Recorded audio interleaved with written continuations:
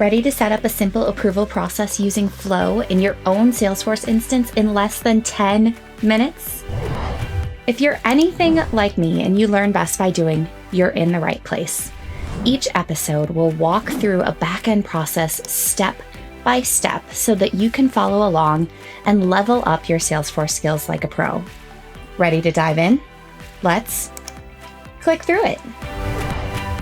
For those of you that have ever used a classic approval process, you know how manual and complicated the setup process was. But now we have access to Flow approval processes, an enhanced alternative that allows admins to build approvals directly into our Flow automations.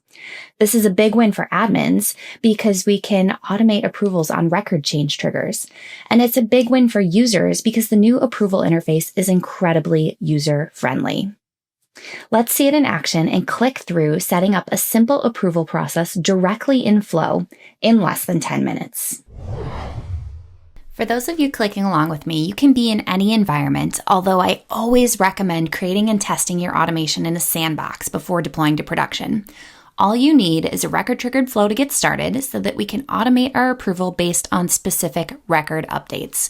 So I am going to start with this record trigger flow, and you'll see that if I open up these start conditions, that this is happening when a vendor service object is created, and that this is optimized for actions and related records. Since I'm working in a Coral Cloud Resort sandbox, I'm going to stay with the theme of our fictional hotel, and I want my flow to request approvals from our internal team whenever a vendor services record is created. I'm thinking of all the different vendors and services that we work with at the hotel, things like floral arrangements, wedding and event planning, and fitness instruction. So I have configured my start element. I've got our basics of the flow here, and I want to add in the approval process. So I'm going to go here and add an element, and I am going to select action. So this is going to open up my actions on the right panel over here, and I am going to scroll down and find flow approval process. And then I will select process simple approval. Okay, so this is going to open up the different action things for us to update. When the services are added, I want to make sure that they get approval before our team starts marketing them to our public hotel guests. So I'm going to put my label in approved to market. And I am going to expand the timeout length and change this to 1 month. Okay. For our input values, I am going to create a variable for our record ID. So I will just scroll down here, do new resource variable. I'm going to call this vendor service ID. Make it a text type. And then for the default value, I'm going to go to that triggering vendor services and find the record ID. Make this available for input. My submitter ID is going to be the user. And then my first approver, I'm going to create a variable for this as well to go ahead and use an approval group. So we'll do variable. I'm going to call it approval group. It will be text. And for my default value, I need to use the API name of the group, which I know is vendor approval team. Okay, so I've configured everything in my simple approval action.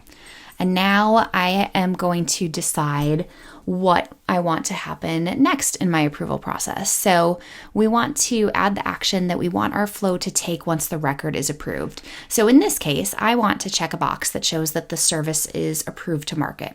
So I'm going to add in an element over here on the completed side to update the triggering record. I'm going to call this approved to market. Let's just do that. I am going to use the vendor service record that triggered the flow, and then I'm going to update this approved for marketing checkbox and make it true. Now I'll call out that you also have this timed out path over here. So this is anything that you add here, it means that this is the action that it will take if it goes beyond the 1 month time frame that we set. So you can decide if you'd like to update something on the record in this case, or it could also be a really great place to add an email alert to the record owner, letting them know that this is timed out and advising on some other action that they might need to take.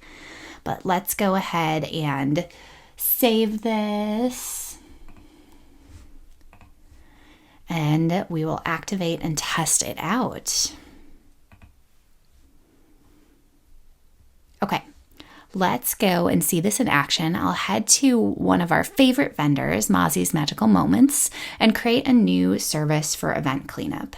So I'm going to do this the old-fashioned way. Just type in our details. And I am going to leave this approved for marketing checkbox blank because I want our approval process to be able to take care of this for us. Okay, so we created our record, and let's now head over to approvals. So I'm going to open the app launcher. You'll see I have approvals here. You can also search for it here. I'm just going to click approvals. This takes me to the approvals hub or homepage, and I'm going to select review my approval work items. So you'll see here we have our event cleanup record. Let's go ahead and open up the approval work item. If I hover over the related record, we should see the details. This is the event cleanup that we did just create. We'll go ahead, we'll review and approve the work item.